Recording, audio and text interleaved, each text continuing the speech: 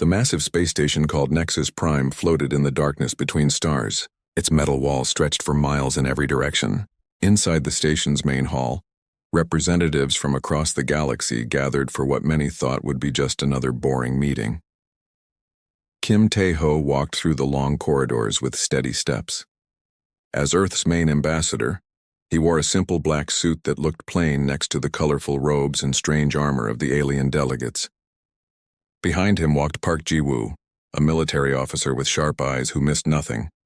Lee So-min, a scientist who studied alien life, carried a datapad and looked nervous.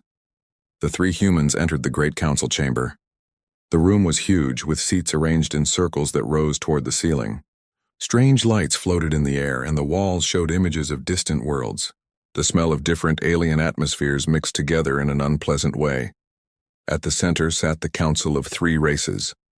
The collective speaker looked like a tall, thin person, but Tae-ho knew it was actually controlled by millions of minds working together. The hegemony's war chief was a massive creature covered in thick armor and scars from many battles. The Ascended's representative appeared as a glowing ball of energy that hurt to look at directly. Humans, the collective speaker said in a voice that sounded like many people talking at once. You have been called here to discuss your future in our great alliance. Tae-ho sat down in the chair marked for Earth's representative. The chair was too big for him, which he was sure was done on purpose. We're listening, he said in a calm voice. The hegemony's war chief leaned forward. His voice was deep and rough like grinding stones. Your people have grown too bold. You spread to too many worlds. You build too many ships. This cannot continue. The natural order must be maintained. The Ascended's voice echoed in everyone's mind without using sound. Young races must know their place. Lee So-min shifted in her seat. Tae-ho could see she wanted to speak, but he raised his hand slightly to stop her. Park Ji-woo's face showed no emotion, but his hand rested near his weapon. The collective speaker stood up. We offer you a choice, humans. Accept tributary status. Give us control of your military forces. Limit your expansion to the worlds we approve. Do this, and you may remain part of our great alliance. And if we refuse? Tae-ho asked. The war chief's laugh sounded like rocks falling down a mountain. Then you face economic isolation, no trade with member worlds, no access to jumpgate networks, no protection from pirates or invaders. You will learn to appreciate the order we provide, the Ascended added. Tae-ho looked around the chamber. He saw representatives from dozens of worlds all watching to see what Earth would do. Some looked hopeful, as if they wanted humans to refuse. Others seemed afraid of what might happen if the peace was broken. May I have a moment to consider this offer? Tae-ho asked. The collective speaker nodded. 5 minutes. Tae-ho turned to his companions. They leaned their heads together and spoke in whispers. The fleet is ready, Park Ji-woo said quietly. All research data has been copied and secured, Lee So-min added. Good, Tae-ho replied. Then we proceed as planned. When the 5 minutes ended, Tae-ho stood up. The chamber fell silent. Even the floating lights seemed to dim as everyone waited for his answer. The people of Earth have considered your generous offer, Tae-ho began. His voice carried clearly through the large room. We have decided that we must respectfully decline. Gasps and strange alien sounds of surprise filled the chamber. The hegemony war chief hit his armrest with a fist that could crush stone. You refuse? The collective speaker asked, sounding confused. We do more than refuse, Tae-ho continued. As of this moment, Earth formally withdraws from the interstellar dominion. We no longer recognize the authority of this council over human affairs. The war chief stood up, his massive form casting a shadow over the human delegation. You cannot leave. No world has ever left the dominion. Today one does, Tae-ho said without fear. The Ascended's energy form pulsed with angry light. You make a grave mistake, young race. The galaxy is dangerous for those without protection. Tae-ho smiled for the first time since entering the chamber. You have confused our politeness for weakness. You mistake our cooperation for dependence. You assume our youth means we are helpless. He walked toward the chamber's exit, with Park Ji-woo and Lee So-min following. At the doorway, he turned back one last time. For 3 years, we have tried to work within your system. We have followed your rules, paid your fees, and accepted your limits on our growth. We hoped that patience and goodwill would earn us respect and equal treatment. The chamber was completely silent now. Not even the translation devices made their usual humming sounds. Instead, you offer us slavery dressed up as partnership. You demand that we give up our freedom in exchange for your protection that we have never needed. Tejo's voice grew stronger. So we choose a different path. We choose to stand on our own. We choose to build our own future, free from masters who see us as children to be controlled. The collective speaker stepped forward. You will regret this decision. You will come crawling back within months begging to be readmitted. Perhaps, Tejo said, but we would rather face the unknown as free beings than live in comfort as your pets. He paused at the threshold. You wanted to know your place in the galaxy. Now you will learn what the galaxy looks like without us. With those words, the human delegation left the chamber. Behind them, the alien representatives began arguing loudly in dozens of different languages and communication methods. On his way to the docking bay, Tejo activated his communication device. This is Ambassador Kim, execute Order 7. Across the galaxy, human colonies began shutting down their trade networks. Human ships started leaving Dominion space. Research stations went dark. The great experiment in galactic cooperation was ending, but something new was about to begin. As their shuttle left Nexus Prime, Lee So-min looked back at the massive station. Do you think we're doing the right thing? Tejo watched the station shrink in their view screen. We're doing the necessary thing. Sometimes that's the same as the right thing. Park Ji-woo checked his weapon one more time. The real test comes next. Yes, Tejo agreed.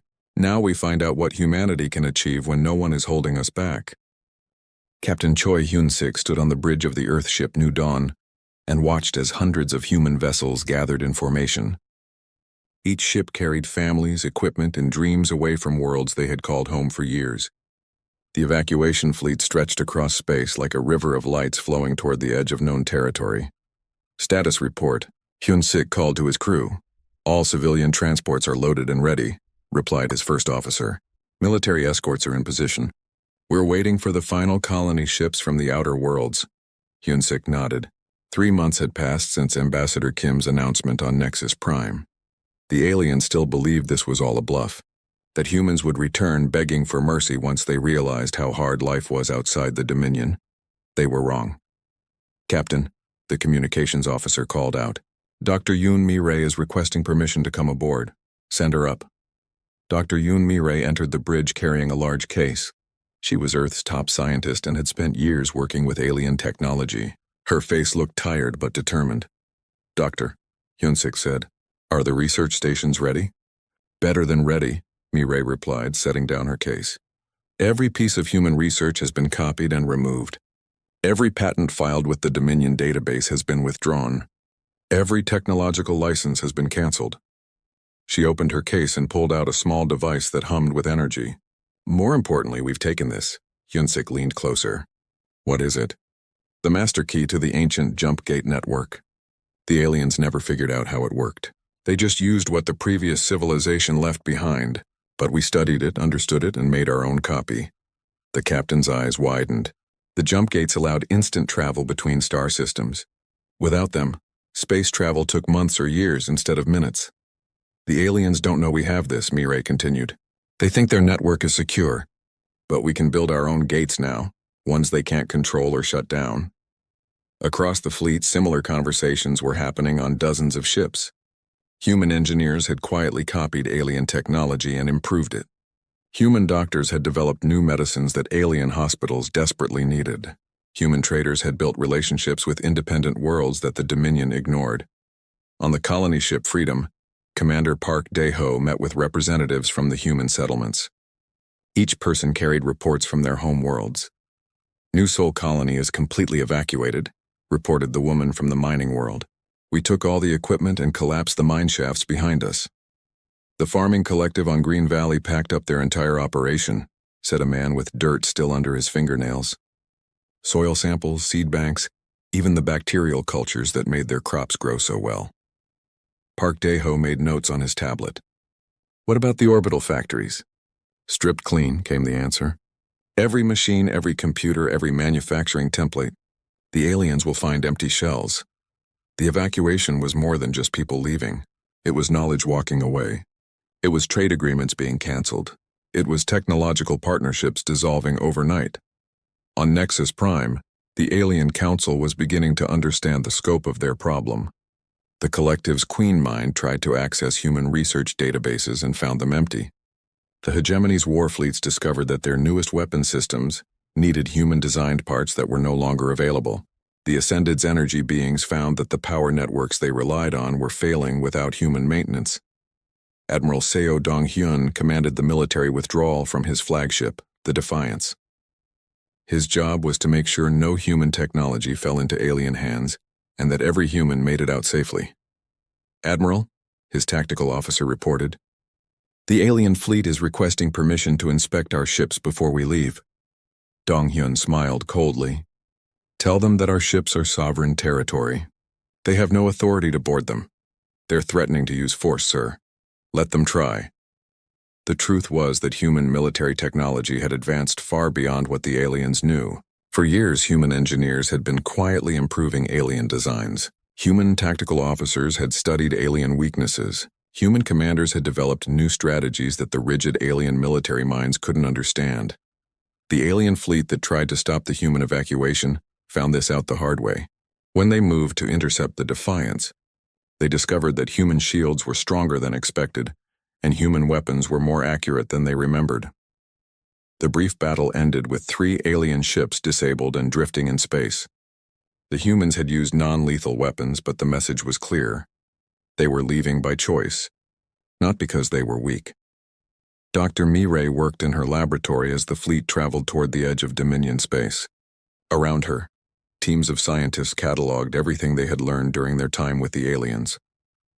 The collective's hive mind technology, she dictated to her assistant, based on quantum entanglement principles. "We've improved their design by 30%. The hegemony's armor plating," another scientist added. "We've developed a lighter, stronger version using human metallurgy techniques." "The Ascended's energy manipulation," called out a third researcher. "We've created portable versions of their power systems." Each improvement represented years of quiet work. The aliens had shared their technology, expecting to maintain control over its use. Instead, humans had learned from it and made it better. Captain Hyun-sik received reports from across the galaxy as human settlements completed their evacuation. Trade routes that had operated for decades suddenly stopped working. Communication networks went silent. Medical supplies became scarce. On the water world of Azure, the fish farms that fed billions of aliens across 3 systems shut down. The secret was in the breeding techniques that human scientists had developed. Without them, the fish died and the farms failed. On the crystal moon of Harmony, the mining operation that provided rare materials for alien computers closed permanently. Human geologists had been the only ones who understood how to safely extract the crystals without destroying them. On the garden world of Paradise, the atmospheric processors that kept the air breathable for 17 different alien species stopped working.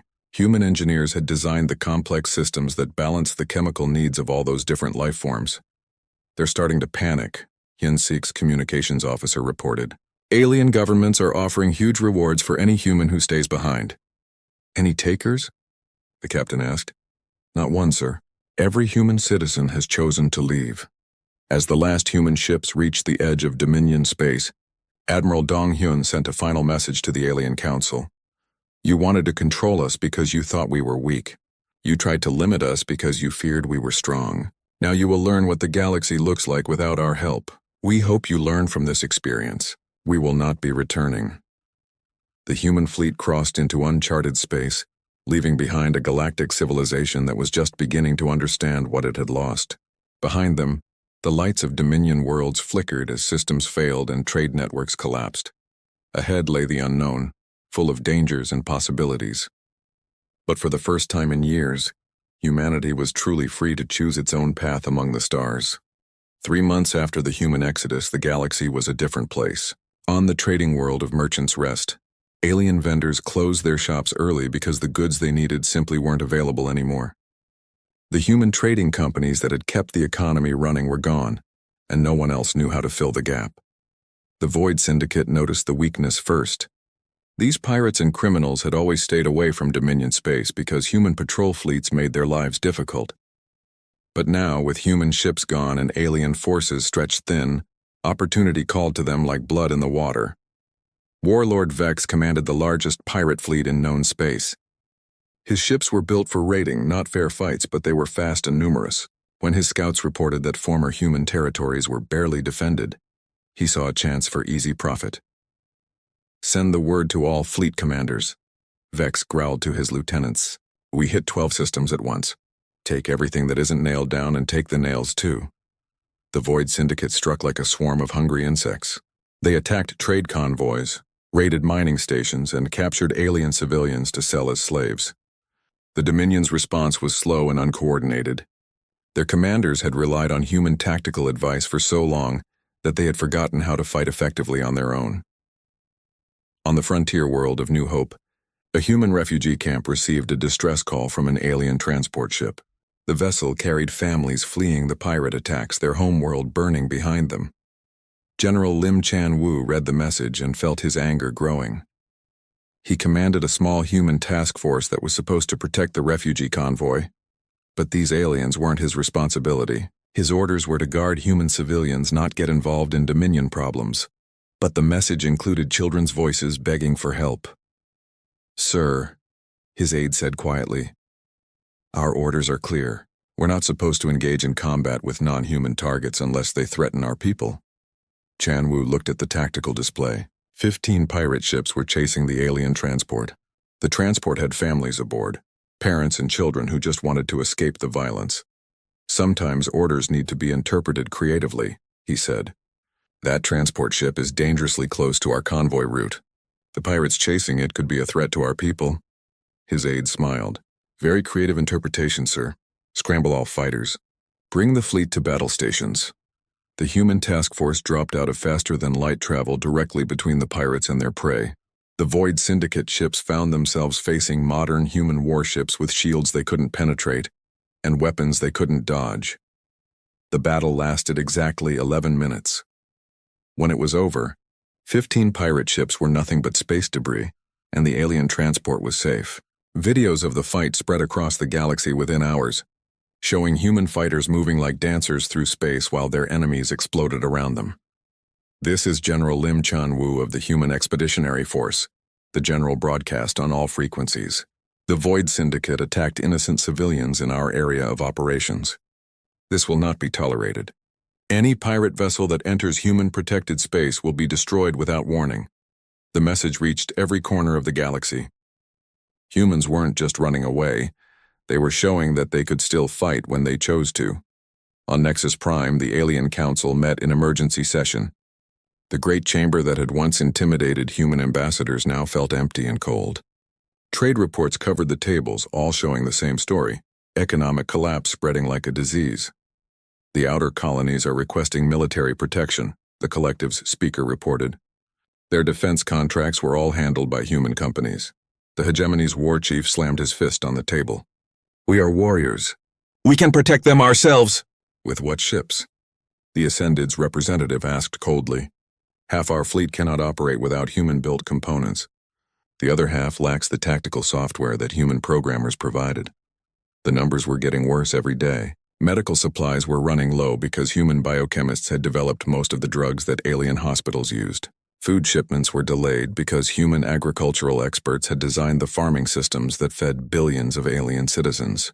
Even simple things like water purification were failing because human engineers had built the recycling systems that most space stations relied on. Ambassador Young Haiwan stood in the meeting hall of the independent world called Haven. Around her sat representatives from dozens of minor species that the Dominion had barely acknowledged. These were the small colonies, the forgotten worlds, the species that were too weak to matter in galactic politics. "The Dominion promised you protection," Haiwan said to the assembled delegates. "Where were their fleets when the pirates attacked your shipping?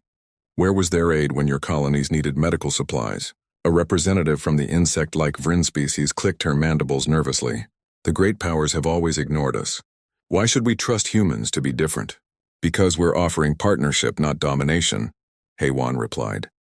"We want trade agreements that benefit both sides. We want mutual defense pacts where everyone contributes according to their abilities. We want to build something new." She activated a holographic display showing a star map. "The Dominion controls the galaxy's center. but most of the galaxy is out here on the edges. Billions of people living on thousands of worlds that the major powers don't care about. The Vryn delegate leaned forward. What are you proposing? A new alliance. Not based on who's strongest or oldest, but on who's willing to work together. We call it the Galactic Cooperative. Across the room, other delegates began talking excitedly in their various languages. For the first time in generations, someone was offering them a chance to be partners instead of subjects. Dr. Nam Sujin worked in her laboratory on the human research ship Discovery. She had spent years studying the collective's hive mind technology, becoming one of the few humans who could communicate directly with their group consciousness. Her communication panel chimed with an incoming message. The signal pattern was familiar. It was the collective trying to contact her. The message was simple. Please respond. We need to talk. Sujin stared at the screen for a long time. She had friends among the collective, individual minds within the group that she had worked with for years. It would be easy to answer, to reopen the communication channels that humanity had closed.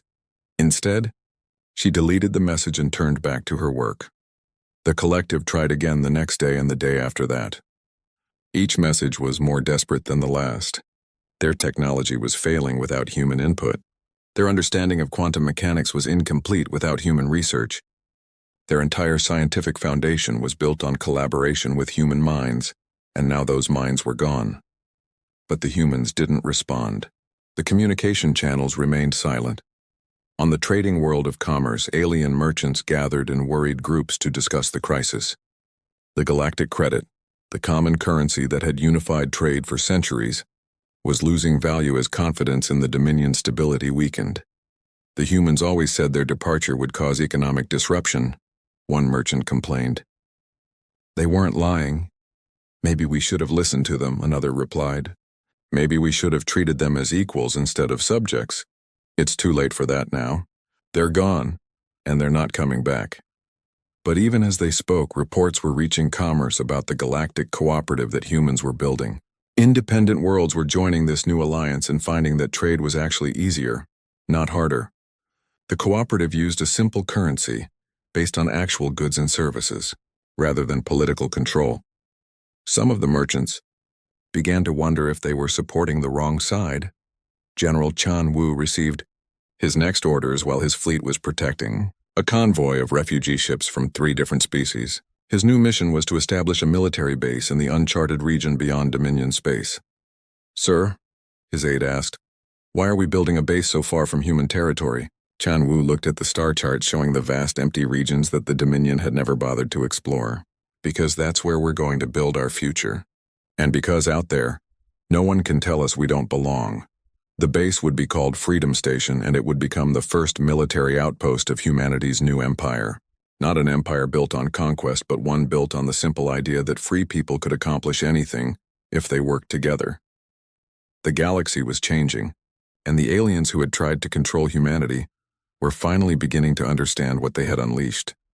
Captain Oh Kyung-ho checked his ship's navigation systems one more time before giving the order to jump. The Explorer was humanity's most advanced scout vessel, equipped with technology that the aliens had never seen. Today it would carry the first human expedition beyond the galactic rim, into space that no one had ever mapped. All systems ready? Captain, reported his navigation officer. Lieutenant Kim Min-ji. Jump gates are charged and standing by, added engineer Park Sung-woo from the engine room. Kyung-ho looked at the star chart on his main screen. For thousands of years, every civilization in the galaxy had assumed that the rim was the edge of everything important. Beyond lay empty space, worthless worlds, and nothing worth the effort of exploration. The humans had decided to find out if that was true. Execute jump, Kyung-ho commanded. Space twisted around the Explorer as it leaped across impossible distances in the blink of an eye. When the ship emerged from faster-than-light travel, Kyung-ho's crew found themselves surrounded by stars that no civilized being had ever catalogued. Long-range sensors are picking up something unusual, Min-ji reported, excitement growing in her voice. Captain, you need to see this. The main screen showed what appeared to be a structure floating in the void between stars. It was enormous, larger than most space stations, but clearly artificial. Strange geometric patterns covered its surface, and it gave off energy readings that didn't match any known technology. "Take us closer," Kyung-ho ordered, "but keep the shields up and weapons ready." As the explorer approached the structure, more details became visible. The thing was ancient, its metal surface worn by cosmic radiation and meteor impacts. But it was still active, still generating power after who knew how many thousands of years. "I'm reading multiple structures throughout this system," Minji announced. "Captain, there are dozens of them. Maybe hundreds." Kyung-ho felt his heart racing. Humanity had stumbled upon the ruins of a civilization that predated everything in known space. The implications were staggering. "Contact the fleet," he ordered. "Tell them to send the science ships. We've found something that's going to change everything." 3 weeks later, engineer Bae Young-hee stood inside the largest of the ancient structures, surrounded by technology that seemed like magic. Her team had managed to activate some of the alien systems, and what they found was beyond anything they had imagined. "The power source alone is incredible," she reported to Dr. Yoon Mi-rae over the communication link. "It's been running for at least 10,000 years without maintenance. The efficiency is perfect, no energy loss at all." Mi-rae's voice crackled through the ancient communication system they had repaired. "What about the computer systems? Still working on those. The data storage technology is unlike anything we've seen. Each memory crystal can hold more information than our largest databases." Young-hee walked through corridors that had been empty since before humanity learned to make fire. The walls were covered with symbols and diagrams that her translation software couldn't interpret. But the mathematical concepts were universal. Young-hee called out her assistant, Dr. Lee Junho. "You need to see this." She followed him to a chamber filled with floating holographic displays. The images showed star maps, but not of any region that current civilizations knew about. These maps covered the entire galaxy and beyond, marking the locations of jump gates, resource deposits, and inhabited worlds. "This isn't just a space station," Young-hee realized. "It's a command center. The precursors controlled the entire galaxy from here." Meanwhile, archaeologist Shin Woo-jin worked with a team of specialists to piece together the history of the mysterious builders. They had found art, writing, and historical records that painted a picture of a civilization far more advanced than anything currently existing. "They called themselves the Architects," Woo-jin explained to the research team. "They built the original jump gate network that the Dominion still uses. They terraformed worlds, created artificial stars, and maintained peace across the galaxy for millions of years." "What happened to them?" asked his colleague, Dr. Park Hyojin. Woo-jin pointed to a series of murals on the chamber wall. "They left. The images show them departing the galaxy in massive ships heading for distant star clusters. But before they left, they built all of this as a gift for whoever came after them." The murals told a story that was both wonderful and terrible. The architects had grown beyond the need for physical form, evolving into something like pure energy. But they knew that younger races would eventually fill the galaxy, and they wanted to leave behind tools that could help those races avoid the mistakes of the past. "Look at this section," Hyojin said, pointing to a mural that showed different alien species working together on massive construction projects. They predicted that the galaxy would be populated by many different kinds of life. "And this part," Woo-jin added, indicating another image, "shows what happens when those species fight instead of cooperate." The mural depicted worlds burning, star systems dying, and entire civilizations destroying themselves in endless wars. It was a warning written in stone and light, left by beings who had seen the cycle repeat countless times. Back in Dominion space, the alien council was struggling with problems they didn't know how to solve. The hegemony's war fleets were suffering equipment failures that their engineers couldn't fix. The collective's hive mind network was developing glitches that made communication difficult. The Ascended's energy beings were finding that their power sources were less efficient than before. All of these problems had the same cause. They had been depending on human innovation and expertise, far more than they realized. "The outer colonies are demanding protection we cannot provide," the collective speaker reported during another emergency session. 3 more systems have declared independence this week. "Our military strength is a joke," the hegemony's war chief admitted bitterly. "Half our weapon systems require human-designed components that we cannot manufacture ourselves." The Ascended's representative pulsed with frustrated energy. We have grown dependent on their creativity. Our own technological development has stagnated. None of them wanted to admit the truth, that humanity had been carrying the Dominion for years, solving problems and creating innovations that kept their civilization running. Admiral Kwan Minho received reports from the frontier as he supervised construction of humanity's first major base in the new territories. Freedom Station was growing larger every day, built using both human engineering and precursor technology. The mining operations are exceeding all projections, his chief engineer reported. The asteroid belt in this system contains rare elements that don't exist anywhere in Dominion space. What about the shipyards? Online and producing our first vessels with integrated precursor systems. The new ships are faster, stronger, and more efficient than anything we've built before. Minho nodded as he watched human workers and robots constructing facilities that would have taken the Dominion years to build. But humans weren't working alone. They had been joined by engineers and scientists from the growing Galactic Cooperative.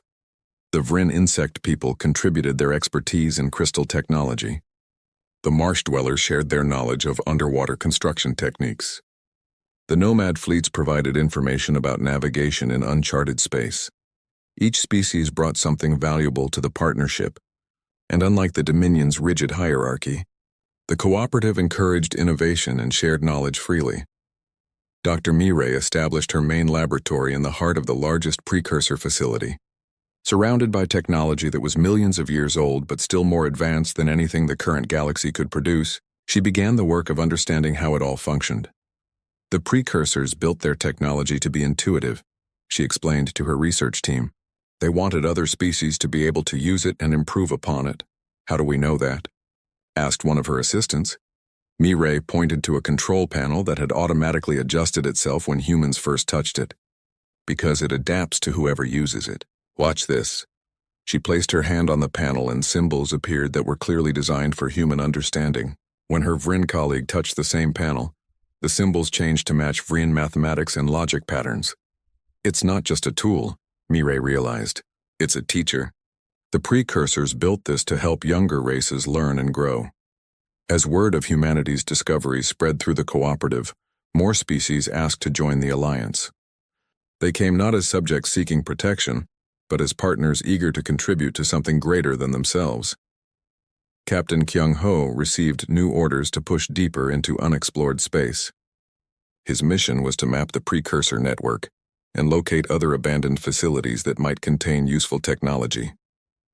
How far out are we authorized to go? His navigation officer asked. Kyung-ho looked at the star charts that showed vast regions marked only as unknown. For the first time in human history, there were no artificial boundaries limiting their expansion, no alien authorities telling them where they could and couldn't go. As far as our ships can take us, he answered. The galaxy is bigger than anyone imagined, and now we're free to explore all of it. The explorer jumped toward distant stars, carrying humanity's hopes and dreams into the infinite darkness. Behind them, Freedom Station grew larger and stronger. 1 year after humanity's departure from the Dominion, the galaxy received visitors from beyond the stars. They came not as explorers or traders, but as conquerors. The Devourer fleet emerged from the dark spaces between galaxies, bringing with them technology designed for one purpose: consuming entire civilizations. The first attack hit the Dominion's outer colonies without warning. Massive ships that looked like mechanical insects swarmed over 3 star systems, stripping them of all life and resources in a matter of hours. The alien vessels moved with perfect coordination, as if controlled by a single vast intelligence. On Nexus Prime, emergency alarms filled the Great Council chamber as reports flooded in from across Dominion space. The collective speaker's voice trembled as it read the casualty reports. 70 billion dead in the first wave. The Kepler system is gone completely, not just the planets, but the star itself has been drained of energy. The hegemony's war chief stood at attention, but his scarred face showed fear for the first time in decades. Our fleets are moving to intercept, but the enemy ships are unlike anything we've ever faced. Our weapons barely scratch their hulls. The Ascended's representative pulsed with urgent energy. These beings possess technology that surpasses even our own. They are not from this galaxy. For 3 days, the Dominion's combined fleets fought desperately against the invaders. Ancient battle strategies that had worked for thousands of years proved useless against an enemy that thought in ways no one understood. Ships that had seemed mighty were destroyed like toys. Worlds that had stood for millennia were consumed like snacks. The Devourer fleet moved steadily toward the galactic core, leaving empty space behind them. Nothing survived their passage. Not planets, not asteroids, not even the cosmic dust between stars. In the cooperative territories beyond the rim, humanity watched the invasion with growing alarm. The precursor facilities had detected the enemy fleet long before they reached Dominion space, giving Admiral Quan Minho time to prepare his defenses. The invaders have been traveling between galaxies for millions of years, Dr. Yoon Mi-rae reported from her research station. They consume everything they encounter and use the energy to power their journey to the next galaxy. Can we stop them? Minho asked. Maybe. The precursor archives contain records of the last time this happened. The architects fought these same invaders 65 million years ago. Colonel Im Jae-hyuk studied the tactical data with growing understanding. The Devourer fleet was powerful, but they fought like machines. Predictable, logical, efficient. They had never faced the kind of creative chaos that human military minds could produce. They've been traveling in straight lines, he observed, always taking the most direct route to their targets. They don't expect resistance that thinks outside the box. On the fourth day of the invasion, a battered Dominion cruiser limped into cooperative space carrying an unexpected passenger. Ambassador Ryu Sung-min met the ship at Freedom Station and was surprised to find the collective's former speaker waiting in the airlock. The alien looked nothing like the confident representative who had once demanded humanity's submission. Its synthetic body was damaged and its connection to the hive mind was weak and unstable. Please, it said in a broken voice. My people are dying. The collective is being consumed. We need help. Sungmin led the alien to a meeting room where other cooperative leaders were waiting. The irony was not lost on anyone present. The beings who had tried to make humanity into subjects were now begging for aid. What exactly are you asking for? Sungmin inquired calmly. Military assistance, technological support, anything you can provide. The alien's voice was desperate. We know we have no right to ask. We know we treated you badly, but billions of innocent beings are going to die if someone doesn't stop the invaders. Sungmin looked around the table at his colleagues. Dr. Mi-rae nodded slightly. General Chan-woo's expression was unreadable. Captain Kyung-ho leaned back in his chair considering. The Dominion offers what in return? Sungmin asked. The alien representative was quiet for a long moment. We have nothing left to offer. Our fleets are broken. Our economy has collapsed. Our technology is inferior to yours now. Then why should we help you? Because it's the right thing to do. The words hung in the air like a challenge. For years, the Dominion had told humanity that might made right, that the strong ruled the weak. Now they were asking for help based on moral principles they had never shown before. Sungmin made his decision. We'll help. Not because of any debt or treaty, but because innocent people shouldn't die for their leaders' mistakes. The combined human and alien fleet that assembled at Freedom Station was unlike anything the galaxy had ever seen. Human ships built with precursor technology flew alongside Dominion vessels that had been hastily repaired. Cooperative member species contributed their unique abilities to the effort. Colonel Jae-hyuk commanded the joint forces from the Bridge of the Defiance, Admiral Dong-hyun's old flagship. The ship had been upgraded with weapons that combined human creativity, precursor knowledge, and alien engineering. Enemy fleet detected, his tactical officer reported. 200 Devourer ships approaching the Centauri system. Show me their formation, Jae-hyuk ordered. The main screen displayed the enemy fleet moving in perfect geometric patterns. Each ship was exactly where mathematics said it should be for maximum efficiency. It was beautiful, terrifying, and completely predictable. They're fighting like a computer program, Jae-hyuk observed. Time to show them what chaos looks like. The battle that followed would be studied by military historians for generations. Human fighters darted through the enemy formation like angry wasps, attacking from angles that the Devourer fleet hadn't calculated. Cooperative ships used tactics that no logical mind would consider, turning retreats into ambushes and defeats into victories. The Devourer ships were individually superior to anything the galaxy could field, but they couldn't adapt to the unpredictable nature of organic creativity. When human pilots did things that didn't make sense, The alien artificial intelligence couldn't respond effectively. "Target their command ship," Jae-hyuk ordered. "If we can disrupt their coordination, the whole fleet will be vulnerable." The Defiance led a suicidal charge directly at the largest Devourer vessel. Human ships absorbed punishment that should have destroyed them, their precursor-enhanced shields holding against weapons that had consumed star systems. At the last moment, the human fleet scattered in all directions, leaving the command ship exposed to fire from cooperative vessels that had been hiding in the shadows. The massive alien ship designed to devour worlds cracked apart under concentrated bombardment from a dozen different species working together. With their command structure damaged, the Devourer fleet began to make mistakes. Ships collided with each other. Weapons fired at empty space. The perfect coordination that had made them unstoppable dissolved into confusion. "All units press the attack," Jae-hyuk commanded. "Don't give them time to reorganize." The battle raged for 6 hours. When it was over, the Devourer fleet was destroyed, their ships scattered across space as glowing debris. The galaxy was safe, and everyone knew who had saved it. Dr. Mireille studied the wreckage of the enemy ships, learning everything she could about their technology. What she found was both fascinating and terrifying. They're artificial beings, she reported to the Leadership Council, created by a civilization that destroyed itself millions of years ago. The Devourers were meant to preserve their creator's knowledge by consuming other galaxies and adding their information to the collective memory. "So they're not evil," Sung-min said. "Just following their programming." "Exactly. And now that we understand how they work, we can reprogram them to be explorers instead of destroyers." The solution was elegant in its simplicity. Instead of fighting every Devourer fleet that emerged from deep space, the galaxy's civilizations could offer them something better than destruction: partnership in exploring the universe and preserving knowledge through cooperation, rather than consumption.